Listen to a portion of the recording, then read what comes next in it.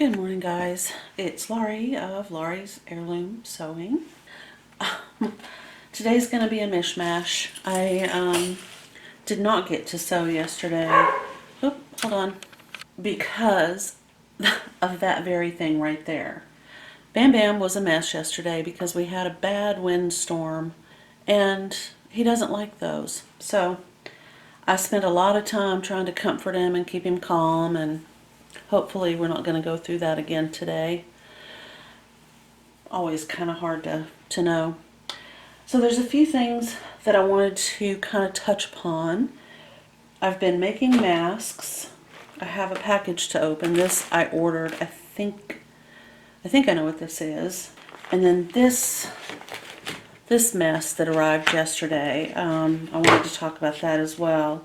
It doesn't really fall in the category of LHS, but it kind of does because it's my philosophy. So we'll see. I'll work it in somehow. But I mean, you know, if you've been following me for a while, you know this is like important on a lot of different levels. This right here. So to start off, let's have fun and open up this package. Okay. And this is something I purchased. I don't have sponsors or people buying me things or sending me things. So whenever you see me opening something, it's because unless I say my daughter sent me this, in which case, you know, I'll say that, but everything else is going to just be because I ordered it. Okay. Ooh. Oh my goodness. And it is interesting. It's a seersucker. Ooh. So this is it's Kaufman Classic Seersucker, and I actually thought that it was ticking. So I'm going to have to go back and double check my order. But I don't really mind. Yeah. I don't mind at all. I purchased it because I needed something that would plastic sort of offset. Oh, it's fascinating. That would work with my red work pieces that I did for my table runner. So I'll be cutting these down, and they're going to be sort of placed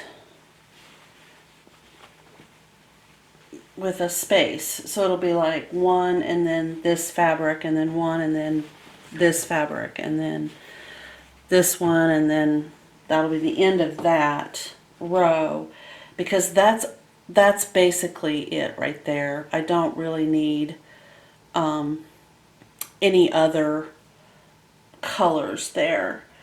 But then I also wanted it for the back. But I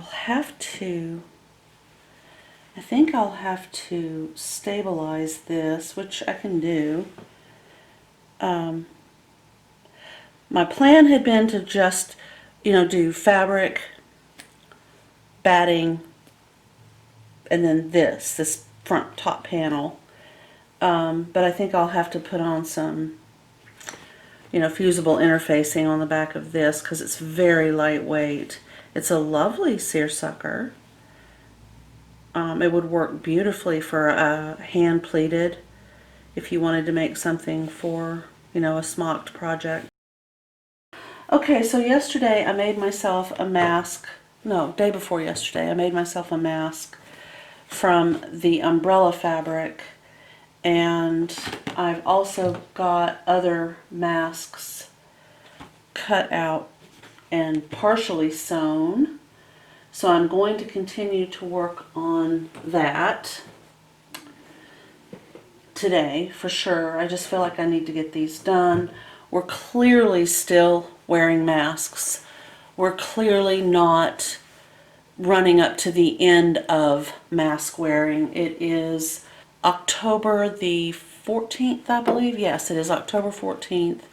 It is the year 2020. If you're watching this in the future, this is the COVID pandemic timeline. I just feel like if I can, these are bright, colorful. It's going to be kind of a long, dreary winter, and why should our masks be, utilitarian and dreary? So, this is the pattern that I'm using. It is kind of my own, and I use it for my own face. I can tell you how I came up with this. This measurement right here is the side of my face that I wanted to kind of cover. So it's below my chin, below my jawline, and it's about even with the top of my ear on the side of my face. So, and this is like where my hairline is. Okay, so then I measured from that measurement to the bridge of my nose, and I added 1/4 of an inch for a seam allowance. Was it 1/4? Let me think. Wait. Whoa, it's been a while. So it was 1/4 of an inch. Actually, no, I take that back. It's 1/2 of an inch. Because I wanted to be able to fold this under and stitch it down, and then this gets stitched right along here. Now I have trimmed this one down, but before I trimmed it down, this was 1/4 of an inch from this stitching line, to the edge of to the raw edge. And then on this side, this gets folded this way at 1/4 of an inch once, and then I zigzag over the top of it. So it is, this measurement is this from the side of my face to the bridge of my nose plus 1/2 an inch. All right, so from there to there. And then this measurement is from the very top of the part of my nose that is right between my eyes. And the bottom, so this is the top, right here, the pointy part. And you measure around to the bottom part, and it's right at 7, and that goes under my chin.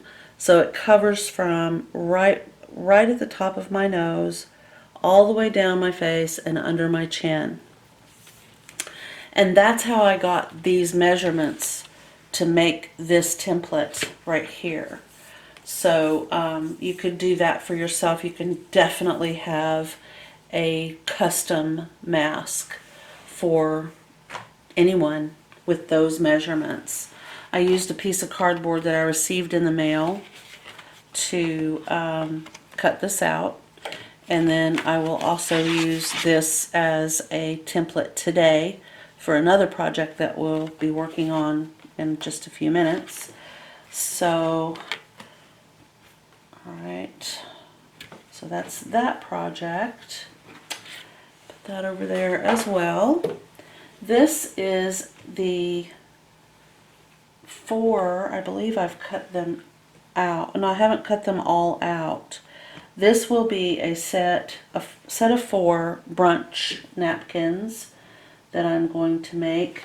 I'm trying to decide if I want to do mitered corners on these like I did on the other set, or if I want to line these, which is something I've actually kind of been kicking around, because it would give them some weight, and I'm kind of curious to see how it would turn out to have just like a front and then on the back a lined, piece of different fabric, like this right here, which I have tons of. These are flour sack towels, Now, the only reason I wouldn't be interested in using this is because this is gauze and it's kind of stretchy. Anyway, that is another project. And I would like to discuss this, all of this. These pieces of cardboard are very commonly found in mail.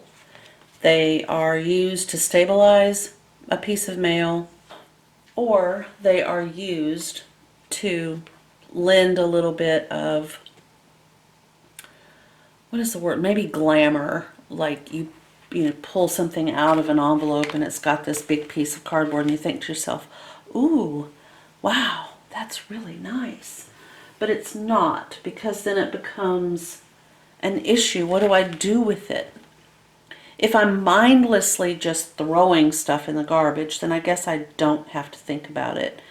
But if I'm concerned about the issue of the landfills and garbage and the amount of stuff that we get rid of, even the things that come to us unbidden, like this right here. I did not ask for this. I got it in the mail yesterday, and I was kind of, at first I was excited because it is 3 holiday cards. You can see these are 3 full-sized holiday cards. They are not little tiny samples. They are not printed on paper that will quickly disintegrate. This is bang on the best quality cardstock, full, huge, heavy cards that you would go spend $5.99 in the store, right? For one. And I received these 3 and I thought, oh, wow, I might actually order something from this company. This is really, what a great idea. A fabulous marketing strategy. Let's show them what we have, and then they'll want to order from us. Because we all know that 3 pieces of this cardstock, and this is like, let's see, where's my measuring tape? Here it is. This is, it's just a piece of cardstock, right? So if we measure this, we have 11, let me guess, 8. So it's an 8 by 11 sheet of paper that they ran through a printer. They probably took it out of just a regular pack of paper. So I open it up, and it has this lovely holiday message, and then this garbage.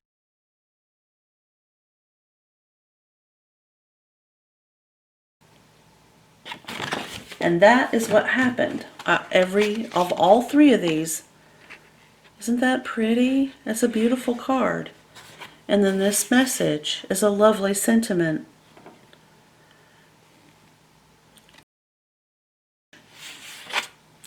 And the same thing with this card. There's an interesting style and design. Beautiful message. Absolutely lovely message. I was trying not to be mad, and I thought to myself, well, they're obviously, they're pushing their business, but I would have ordered cards from them if they had not ruined these. Seriously, I would have said, you know what, that's brilliant. I love it. I am on board with that. I'm not going to waste the cards. They're great, and I can't use them now unless I bring them in here and just craft with them, which is exactly what I'm going to do. So if you receive something like this, here's what I did today. I went online to their website, and I went to their chat option, and I asked that they remove my name from the mailing list. I was told they would, and I hope they do. But these I am going to cut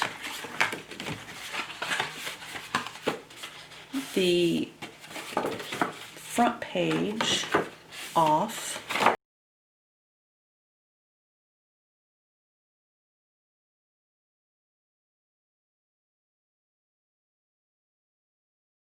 Okay. Now this I can use. Whether I use it to decorate someone's package at Christmas or use it as part of a Christmas card, they're not completely useless. You could easily use this as a, punch a hole in it and then attach it to someone's gift. So, usable. I worry that then it becomes a burden to somebody else. I don't know. We'll figure that out. But now I have some nice cardstock for other projects that I need to use this for. And the three of these together, together are nice and sturdy. So here's what I'm going to do. This I'm going to also use as part of that project. I need to make a base for this project that I did right here.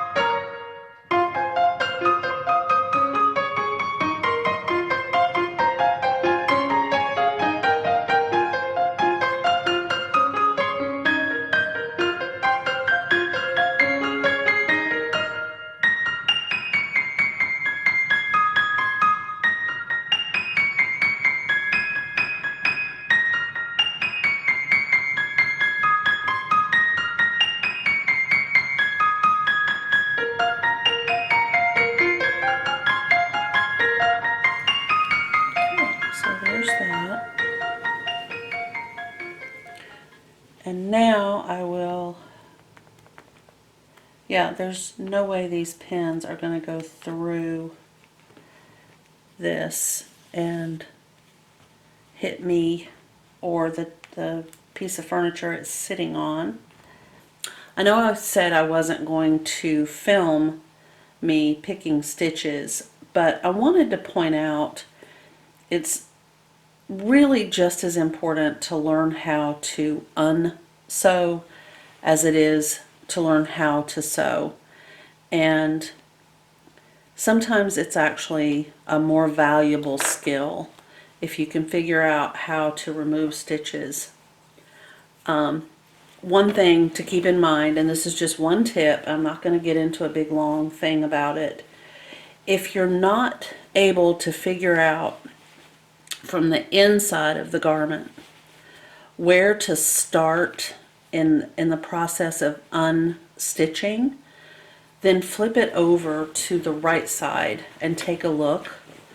And often you will see that you've got a spot where you can kind of start, like right here.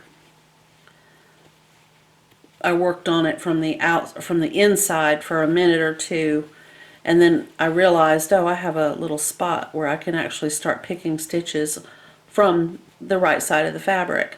And I'm having to be especially careful because this particular fabric matches my thread.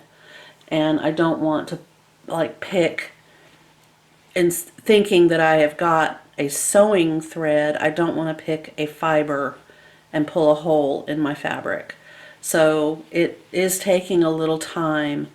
You know, I'm just being extra specially careful and just kind of, I guess in a way I'm just kind of teasing some of the threads to make sure that I'm actually pulling on thread and not fabric fiber.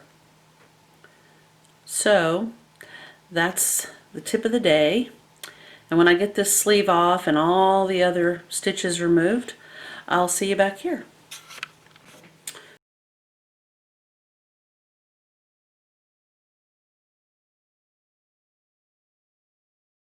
I forgot to mention, I have, as I think I did say, I took the sleeves off, so here's one. I also removed the cuffs. They will have to be taken in. I mean, as you can see, they're massive, as is everything else. I don't know how much I will be taking in the cuff. It will be determined by the rest of the sleeve, and once I have that measurement, then I'll remove. Probably I'm just going to cut this part off.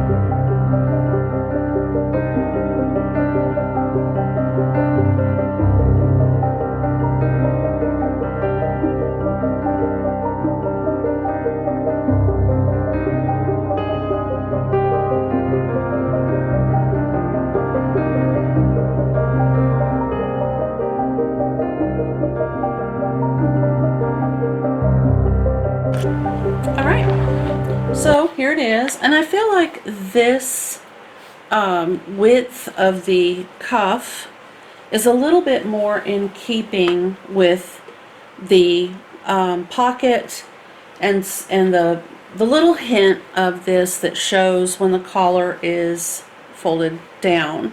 It's not that massive, huge width that I had before. I've not pressed this, and I still feel like it looks fine. And I did do 5/8 of an inch seam allowance, and that looks good to me. So I'm going to do the other sleeve, and then I'm going to start the belt. I have not hemmed the jacket yet. I'm not sure where I want the hem to go. I am at the belt phase of this project. So here I have the belt fabric. I decided to just go ahead, instead of using this as a lining fabric and trying to get my hands on more of the Kaufman solid maroon flannel, I'm just going to make the belt, the whole entire belt, front, back, sides, the whole thing, out of this plaid. So I should have, what do I have here? 4 pieces of fabric? Right. Okay, so the plan is to stitch 2 together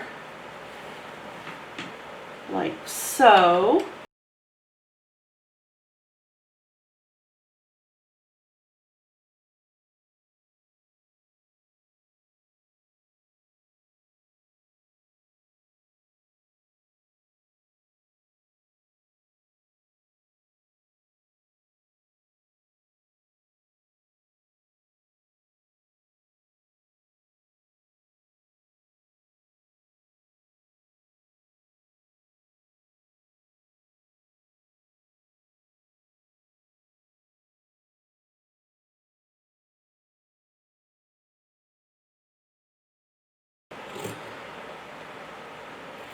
And I don't even know if I could show you the stitches because this fabric has hidden them, but it is sewn together.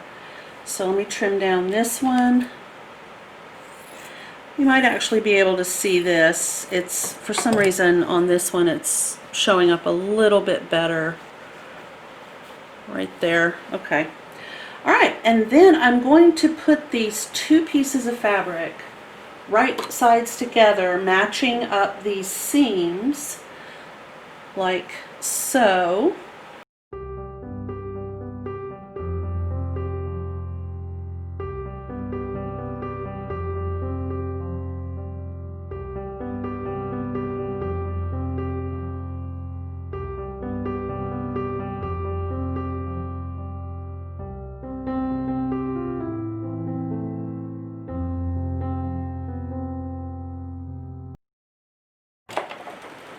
I was just thinking about the fact that the leftover fabric, the scraps that I have of this plaid, will be so cute tied as bows on my Christmas tree. I'm gonna love it. Okay, so the next thing I'm going to do is go to the ironing board and press this seam open. Yeah, I'm going to press it open. So instead of to one side, I'm going to flatten it and have it be pressed open. And I am going to press basically 5/8 of an inch seam down on this side and also on this side over here. So both of these long raw edge sides are going to be folded like so, and rather than tease you so you don't know what I'm doing, I'll just show you real quick right here. The long sides are going to match up, so that's too much, but I'll fold it in, I'm going to press it, and then I'm going to bring these together like so, and I'm going to stitch all the way down on that, and then on the folded stitched side. So there'll be a row of stitching on either side. So I'm just going to stitch right across the top edge here that I've got folded under, and then I'm just going to rock and roll and get it done. I'm using black thread in my bobbin and a very dark gray, almost like a poppy seed color of Gutermann in my needle.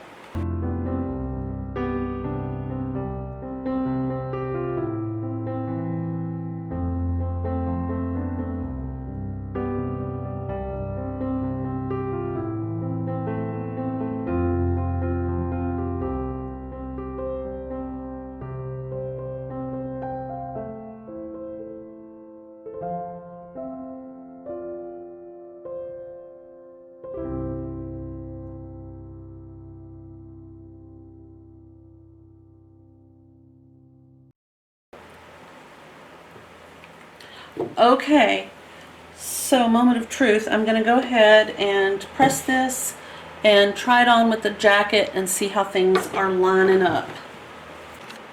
Okay, so here's the thing.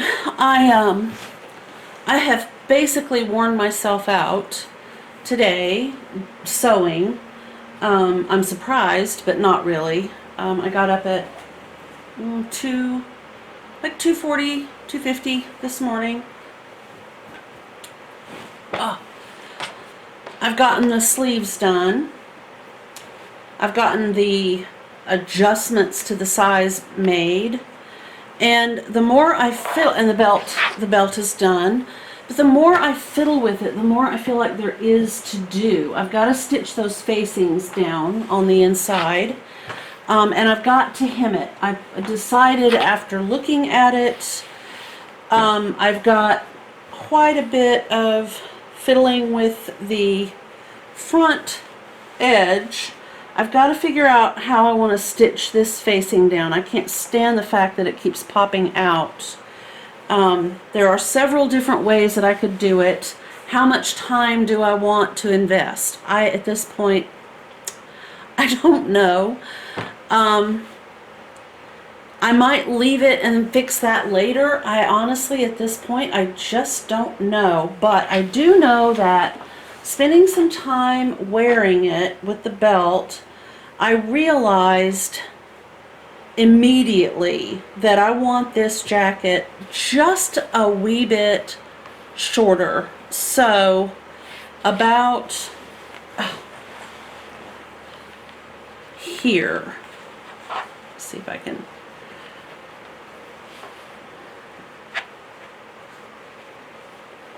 So about like this, with where, where the pocket has, it's not even, but there we go.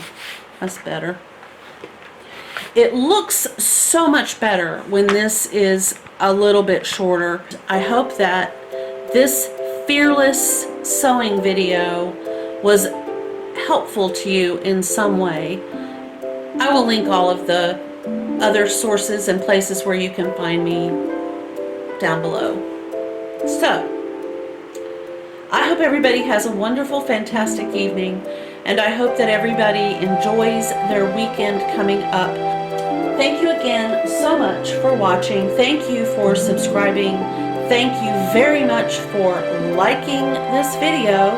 And I will see you in the next one. Bye.